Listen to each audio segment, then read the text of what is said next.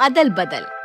देवरानी जेठानी के बीच खट्टी मीठी नोक-झोंक तो सदियों से चली आ रही है ना? लेकिन एक और प्रथा है जो हमारे दादी नानी के जमाने से अब तक चलती ही आ रही है, और वो है सब्जी की अदल बदल।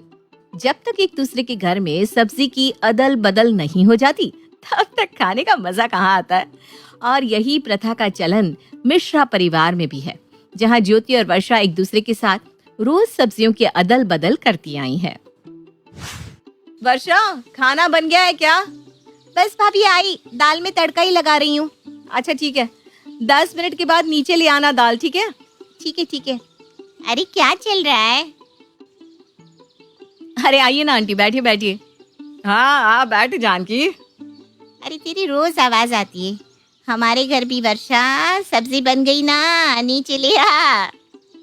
हाँ, हम दोनों घरों में ना रोज सब्जी की अदल बदल होती रहती है।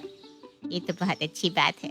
आजकल के जमाने में भी तेरी बहुएं रोज अदल बदल कर रही हैं, रिश्ता निभा रही हैं। मैं तो बहुत खुश हूँ सच में। ये लीजिए आंटी, आज मैंने कोफ्ते बनाए हैं, खाकर देखिए। अरे तू तो हमेशा ही अच्छा खाना बनाती है ज्योति बहू।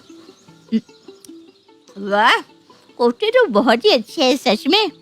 भाभी दाल बन गई है, लीजिए। अरे वर्षा, तू क्या लाई है, दिखा तो। आंटी मैं दाल लाई हूँ। ज्योति के कोफ्ते तो एक नंबर है सच में। मेरी दाल भी अच्छी बनी है आंटी जी, खाकर देखिए। अब कोफ्ते खाने के बाद दाल कौन खाता है भला? तो ज्योति को ही दे दे। अब मैं चलती हूँ। ज्योति, तेरे हाथ में तो जादू है सच में।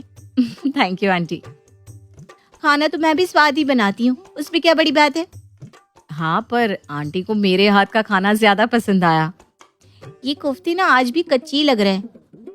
इसमें कौन सी खास बात है जो इतनी तारीफ कर रही थी जानकी आंटी? अब बस रहने दो।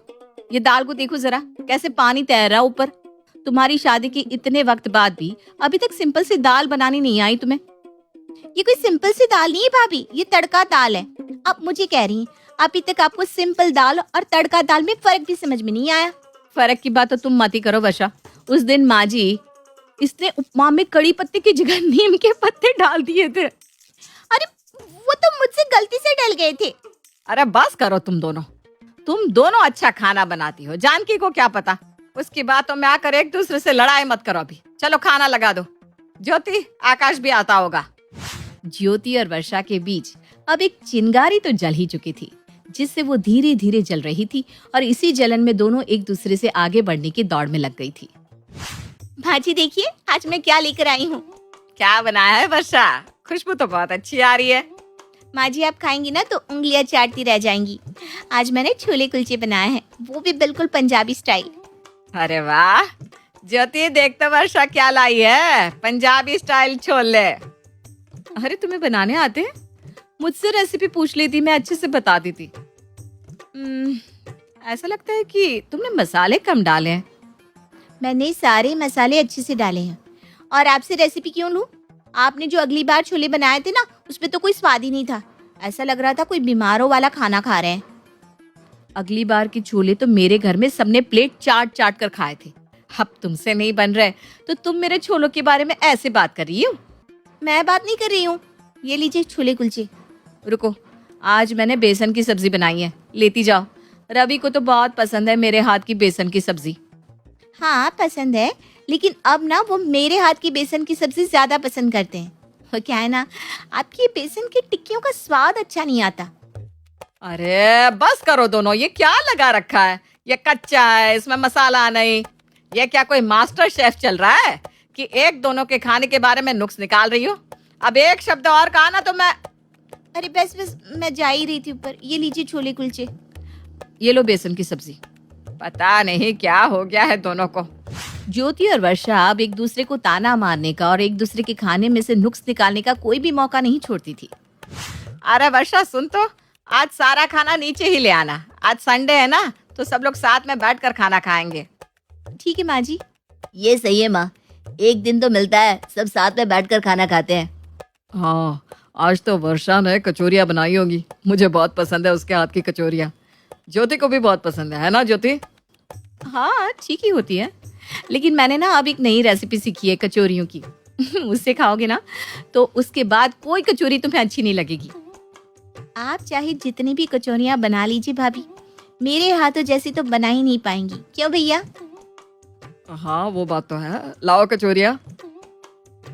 हाँ कुछ चीज अच्छी बना लेती हो। कुछ चीज मतलब? मैं सब कुछ अच्छा ही बना लेती हूँ। आप खुद की बात करिए ना, कल कैसे करेले बनाए थे, मुझे तो फेंकने पड़ गए। क्या तुमने मेरे बनाए करेले फेंक दिया?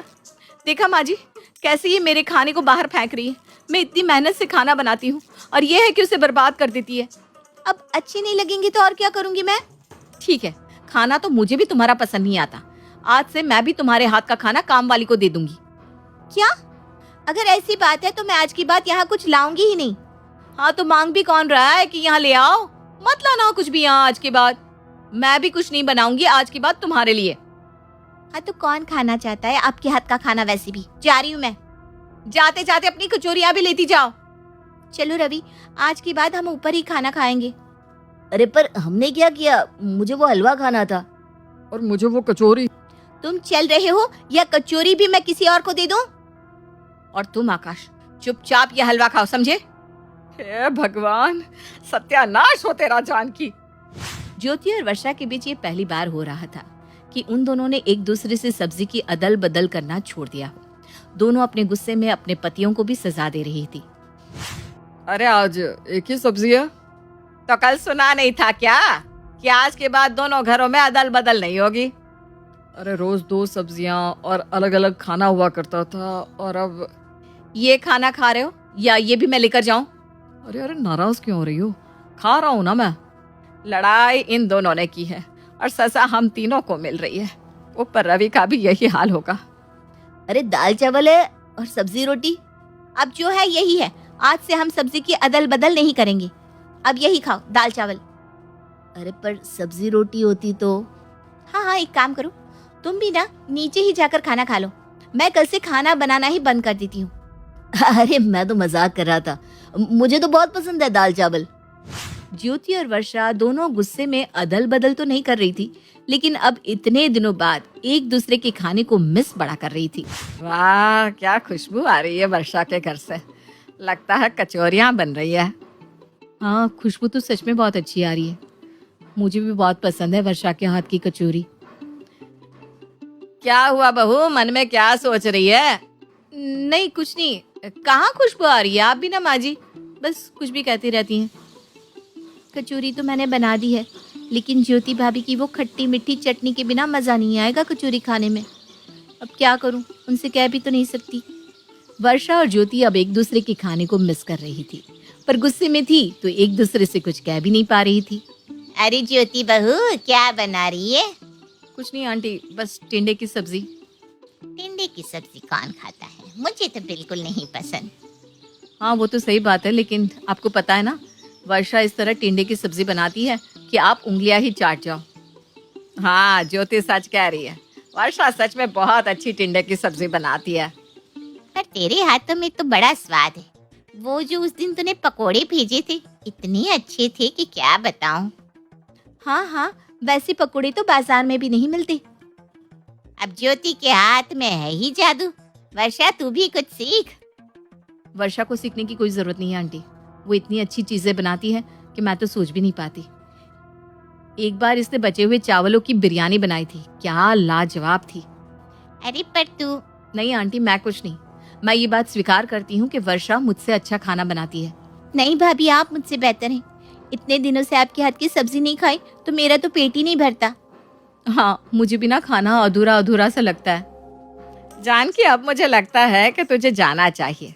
आज ना हम सब मिलकर खाना खाएंगे।